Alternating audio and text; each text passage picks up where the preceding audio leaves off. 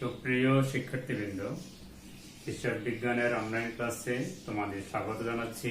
আমি মোহাম্মদ নুরুল হুদা, প্রভাষক হিসাব বিজ্ঞান, কর্ণফুলী সরকারি কলেজ, কাপ্তাই, রাঙ্গামাটি।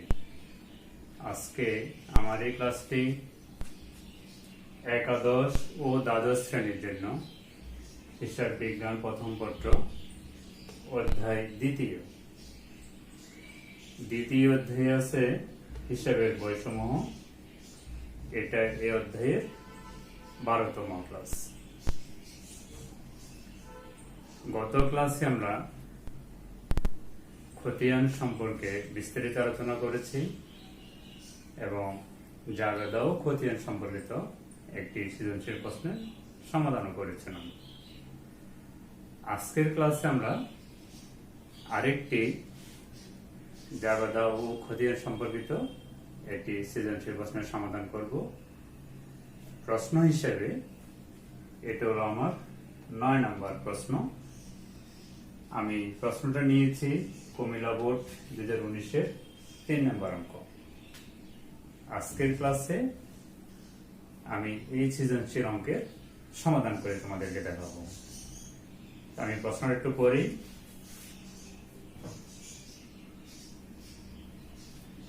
জনাব রাজু আইন শাস্ত্রে স্নাতক পাশের পর নগদ 50,000 টাকা এবং 20,000 টাকা মূল্যের আইনের বই নিয়ে 1 জানুয়ারি 2018 তারিখে আইন পেশা শুরু করেন।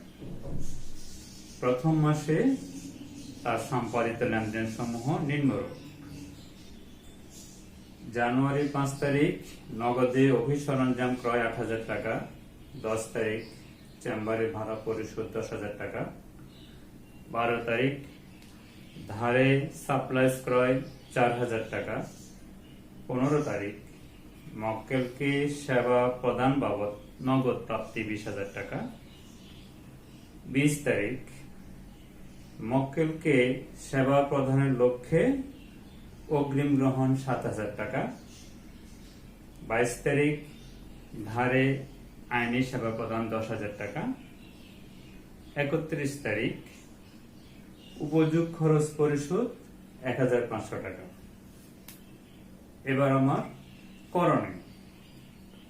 করণীয় কয়ে জানুয়ারি মাসের মোট সেবা নির্ণয় করো। অর্থাৎ আমার প্রদত্ত প্রশ্ন থেকে মোট সেবা আমাকে বের করতে হবে। ক্ষয়ে জানুয়ারির 1, 15, 20, 22 তারিখের লেনদেনগুলোর জাবেদা দাখিলা রাখলাম। অর্থাৎ এই 4টা তারিখের লেনদেন নিয়ে আমাকে জাবেদা দাখিলা দিতে হবে। গ চলমান জের ছকে নগদান হিসাব এবং সেবা হিসাব তৈরি কর। আমার দুটি খতিয়ান করতে হবে, কিন্তু খতিয়ান দুটি করতে হবে চলমান জের ছকে। সেটা হলো নগদান হিসাব এবং সেবা হিসাব। এইটা হলো আমার একটা সেবামূলক প্রতিষ্ঠান। এই প্রতিষ্ঠানের কয়ে সেবায় বের করতে হবে, ক্ষয়ে জাবেদা দাখিলা দিতে হবে এবং গয়ে চলমান জের ছকে দুটি হিসাব তৈরি করতে হবে। এই ছিল আমার প্রশ্ন। এবার আমরা মূল অঙ্কে আসি। সুপ্রিয় শিক্ষার্থীবৃন্দ, আমার করণীয় কয়ে জানুয়ারি মাসে মোট সেবায়ের পরিমাণ নির্ণয় করতে হবে। আমি একটা ছক আঁকলাম। তারিখ, বিবরণ, টাকা। সালটা হলো 2018 জানুয়ারি। আমার সেবায়ের পরিমাণ নির্ণয় করতে আমার প্রদত্ত প্রশ্নে দুটি লেনদেন দেওয়া আছে। একটা হলো 15 তারিখ মক্কেলকে সেবা বাবদ নগদ প্রাপ্তি 20,000 টাকা। সেবা বাবদ নগদ প্রাপ্তি 20,000 টাকা।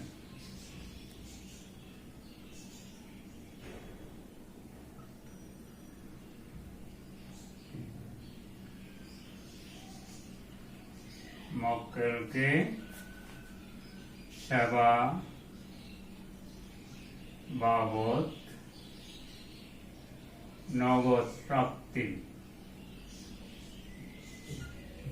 এটা হলো 15 তারিখ, 20,000 টাকা। এটা হলো একটা লেনদেন। আরেকটা লেনদেন আছে, ধারে আইনি সেবা প্রদান 10,000 টাকা। এটা হলো 22 তারিখ।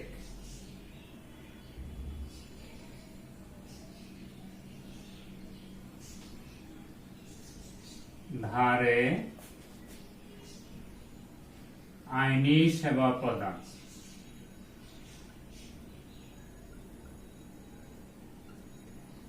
আইনি সেবা প্রদান 10,000 টাকা।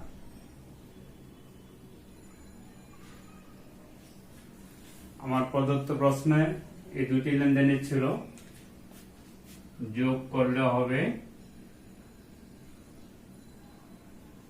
30,000 টাকা।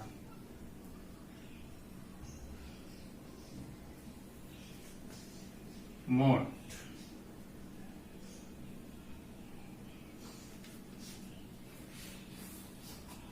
সুপ্রিয় শিক্ষার্থীবৃন্দ, আমার করণীয় করে সেবায়ের পরিমাণ নির্ণয়ে প্রদত্ত প্রশ্নে দুটি লেনদেন দেয়া আছে। একটা হলো 15 তারিখ, একটা হলো 22 তারিখ। 15 তারিখ মক্কেলকে সেবা বাবদ নগদ প্রাপ্তি, সেবা দিয়ে নগদ পাওয়া গেল 20,000 টাকা। 22 তারিখ ধারে আইনি সেবা প্রদান 10,000 টাকা। এই দুটি লেনদেনই আছে, দুটি লেনদেন যোগ করলে হবে 30,000 টাকা। মোট 30,000 টাকা। এটাই হলো আমার করণীয় কয়ের উত্তর। সুপ্রিয় শিক্ষার্থীবৃন্দ, আমার করণীয় ক্ষয়ে জনাব রাজুর হিসাব বইতে যাবে দেখানে দিতে হবে 4 তারিখের 4টি লেনদেন নিয়ে। আমি জাবেদারটি ঘর আঁকলাম, তারিখ, হিসাব, শিরোনাম ও ব্যাখ্যা, খতিয়ান পৃষ্ঠা, ডেবিট ক্রেডিট, টাকা টাকা। সালটা হলো 2018 জানুয়ারি, মাস হলো জানুয়ারি। আমার 4টা লেনদেন। প্রথম লেনদেন হলো জানুয়ারি 1 তারিখ। 1 তারিখে রাজু নগদ 50,000 টাকা, 20,000 টাকা আইনের ব্যবসা নিয়ে, 20,000 টাকা আইনের বই নিয়ে ব্যবসা শুরু করেন। তাহলে কি হলো, সে নগদে আনলো 50,000 টাকা, বইপত্র আনলো 20,000 টাকা। কি হিসাব আনলো? মূলধন হিসাবে আনলো। জাবেদাটা হবে নগদান হিসাব ডেবিট, বই হিসাব ডেবিট, মূলধন হিসাব ক্রেডিট। নগদে 50,000 টাকা, বই 20,000 টাকা, মোট হলো 70,000 টাকা। নগদ টাকা ও বইপত্র নিয়ে ব্যবসা শুরু করেন। এর পরের লেনদেনটি হলো 15 তারিখে। সেটা হলো মক্কেলকে সেবা বাবদ নগদ প্রাপ্তি 20,000 টাকা, অর্থাৎ সেবা দিয়ে নগদ পাওয়া গেল 20,000 টাকা। জাবেদা হবে নগদান হিসাব ডেবিট,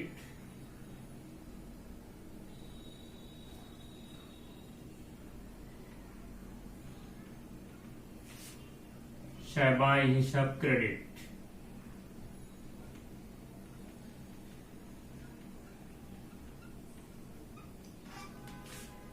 সেবা দিয়ে নগদ টাকা পাওয়া গেল, নগদ টাকা আসলো, নগদান হিসাব ডেবিট, সেবায় আয়, সেজন্য ক্রেডিট। টাকা হলো 20,000 টাকা।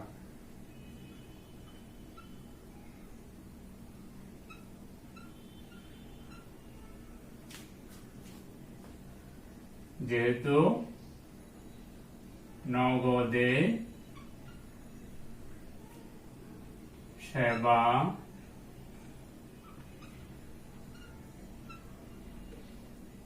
প্রদান করা হলো,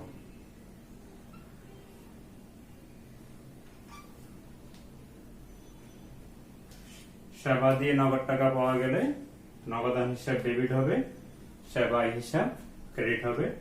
টাকা হলো 20,000 20,000। যেহেতু নগদে সেবা প্রদান করা হলো, অর্থাৎ সেবা দিয়ে নগদ টাকা পাওয়া গেল। আমি দুটি লেনদেনের দুটি জায়গা দেখিয়ে দিলাম। এর নিচে বাকি দুটি লেনদেনের জায়গা দেখিয়ে দিব। সুপ্রিয় শিক্ষার্থীবৃন্দ, আমার করণীয় ক্ষয়ের শেষ দুইটা লেনদেন ছিল, একটা হলো 20 তারিখ, একটা হলো 22 তারিখ। 20 তারিখের লেনদেনটা ছিল মক্কেলকে সেবা প্রদানের লক্ষ্যে অগ্রিম গ্রহণ 7,000 টাকা। সেবা প্রদানের লক্ষ্যে অগ্রিম গ্রহণ, আমার সেবা এখনো হয়নি, সেবার টাকা আমি অগ্রিম নিয়েছি, সেটা হলো আমার অনুপর্যিত সেবা, অর্থাৎ এক টাইপের দায়, চলতে দায়। আমি নগদে, তাহলে কি হলো, নগদে টাকা আসলো, নগদান হিসাব ডেবিট 7,000 টাকা। আয়ের টাকা যখন অগ্রিম নেওয়া হয় তখন দায় হয় অনুপার্জিত সেবা হিসাব ক্রেডিট 7,000 টাকা। আয় হয় নাই, কিন্তু আয়ের টাকা আমি অগ্রিম নিয়েছি, তাহলে এটা হলো দায়। যেটা হবে নগদান হিসাব ডেবিট, অনুপার্জিত সেবা হিসাব ক্রেডিট 7,000 টাকা, 7,000 টাকা। ব্যাখ্যাটা হলো সেবা প্রদানের লক্ষ্যে অগ্রিম টাকা গ্রহণ করা হলো। এরপরে 22 তারিখে লেনদেনটা ছিল ধারে আইনি সেবা প্রদান 10,000 টাকা। ধারে আইনি সেবা প্রদান, অর্থাৎ আমার আয় হয়েছে কিন্তু টাকা পাইনি, আমি টাকা পাবো, সেটার একটা আমার প্রাপ্য হিসাব, মানে সম্পদ প্রাপ্য হিসাব বা দেনাদার হিসাব ডেবিট হবে, সেবা হিসাব ক্রেডিট হবে। যেটা হবে ধারে সেবায় হলে প্রাপ্য হিসাব ডেবিট বা দেনাদার হিসাব ডেবিট, সেবা হিসাব ক্রেডিট 10,000 টাকা, 10,000 টাকা। ধারে সেবা প্রদান করা হলো। আমার এখন দুইটা লেনদেন, আগের দুইটা লেনদেন, চারটা লেনদেনের যোগফল হবে 1,07,000 টাকা, 1,07,000 টাকা। আমি ক্লোজ করে দিলাম। তাহলে আমার জাবেদার যোগফল হলো 1,07,000, 1,07,000। এইটুকুই ছিল আমার করণীয় ক্ষয়ের উত্তর। সুপ্রিয় শিক্ষার্থীবৃন্দ, আমার করণীয় গয়ে জনাব রাজুর হিসাব বইতে খতিয়ান করতে হবে চলমান জের ছকে। আমাকে দুটি খতিয়ান করতে হবে, একটা হলো নগদান হিসাব আর একটা হলো সেবা আয় হিসাব। প্রথম আমি নগদান হিসাবটাই করছি। তারিখ আমি একটা ছক আঁকলাম, চলমান জের ছকের ঘরটা আঁকলাম, তারিখ, বিবরণ, জাবেদা পৃষ্ঠা, ডেবিট ক্রেডিট, ডেবিট ক্রেডিট, জের। আমার সালটা ছিল 2018, মাস হলো জানুয়ারি। জানুয়ারি 1 তারিখে নগদে 50,000 টাকা মূলধন হিসাবে আনে। জাবেদাটা হবে নগদান হিসাব ডেবিট, মূলধন হিসাব ক্রেডিট, অর্থাৎ নগদে ডেবিট দিকে বসবে, এখানে বসবে মূলধন হিসাব, তারিখ হবে 1। এই ডেবিটটা আবার জেরের ঘরে বা উদ্বৃত্তের ঘরে যাবে 50,000 টাকা। এই 50,000 টাকা, এই 50,000 টাকা এখানে বসলো, ডেবিটের টাকা ডেবিট দিকে বসলো।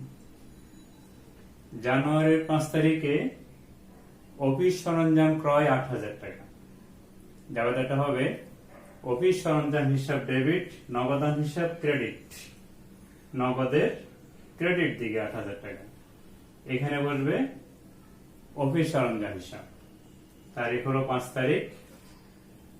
আমার ডেবিটে আছে 50,000 টাকা, ক্রেডিট হলো 8,000 টাকা। 50,000 থেকে 8,000 গেলে থাকবে আর 42,000 টাকা।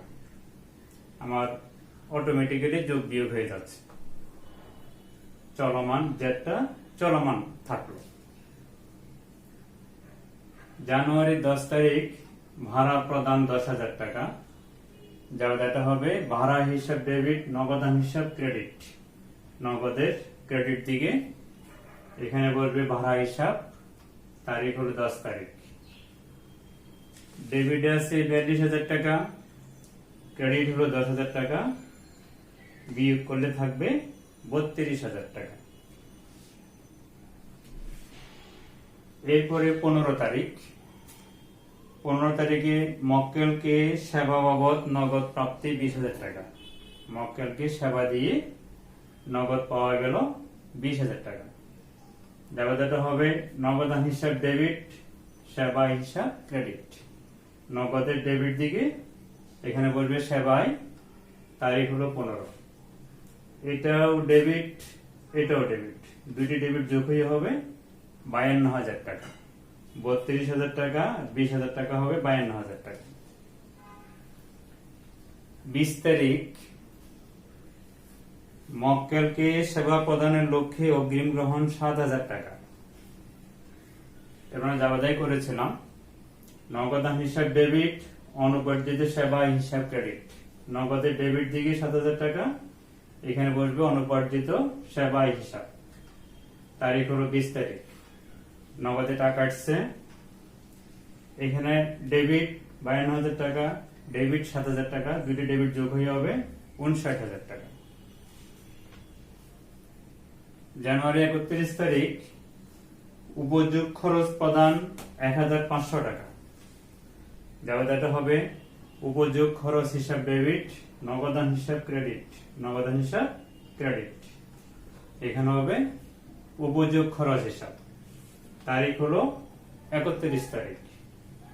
আমার ডেবিট আছে 59,000 টাকা, ক্রেডিট হলো 1,500 টাকা, বিয়োগ গেলে থাকবে আর 57,500 টাকা।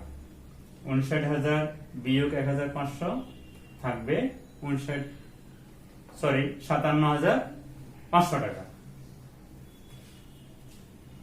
এটাই হলো আমার চলমান জের ছকে রাজুর হিসাব বইতে খতিয়ান। একটা খতিয়ান আমি এখন দেখালাম নগদান হিসাব করণীয় গয়ে। এরপরে আমি আরেকটা খতিয়ান দেখাবো, সেটা হলো সেবা হিসাব। সুপ্রিয় শিক্ষার্থীবৃন্দ, আমার করণীয় গয়ের শেষ খতিয়ানটা ছিল, অর্থাৎ দ্বিতীয় খতিয়ানটা ছিল সেবা হিসাব। এটাও করতে হবে চলমান জের ছকে। আমি লিখলাম জনাব রাজু খতিয়ান চলমান জের ছকে সেবা হিসাব, হিসাবের কোড নাম। বাকি সব আগের মতো ঠিক থাকবে, অর্থাৎ নগদান হিসাবের মতোই থাকবে।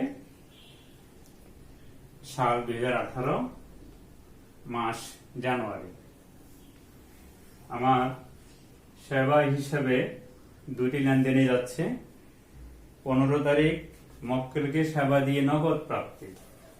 দেওয়াটা হবে নগদান হিসাব ডেবিট, সেবা হিসাব ক্রেডিট। সেবা এর ক্রেডিট দিকে বসবে, এখানে হবে নগদান হিসাব। তারিখ হলো 15, যেহেতু এখানে ক্রেডিট, এটা ক্রেডিট দিকে যাবে। আরেকটা লেনদেন আছে 22 তারিখে ধারে সেবা প্রদান। ধারে সেবা প্রদান 10,000 টাকা। ধারে সেবা দিলে কি হয়, দেনাদার সৃষ্টি হবে, প্রাপ্য হিসাব সৃষ্টি হয়।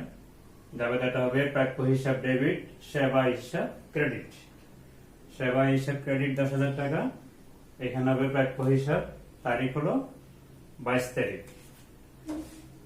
20,000 টাকা ক্রেডিট, এই 10,000 টাকা ক্রেডিট।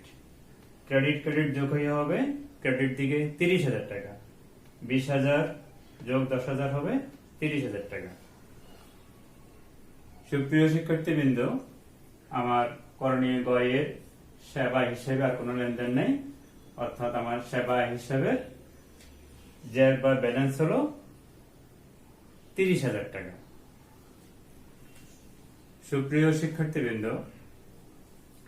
আজকের ক্লাসে আমি জাবেদা এবং খতিয়ান সম্পর্কিত একটি সৃজনশীল অঙ্কের সমাধান করে তোমাদেরকে দেখালাম, এবং এটাই ছিল এই অধ্যায়ের শেষ ক্লাস। আগামী ক্লাসে আরেকটি নতুন অধ্যায়ের তত্ত্বীয় প্রশ্ন এবং গাণিতিক প্রশ্নের সমাধান নিয়ে তোমাদের সামনে হাজির হব। এই আশাবাদ ব্যক্ত করে তোমাদের সকলের সুস্বাস্থ্য দীর্ঘায়ু কামনা করে আজকের ক্লাস এখানে শেষ করছি। ধন্যবাদ সবাইকে।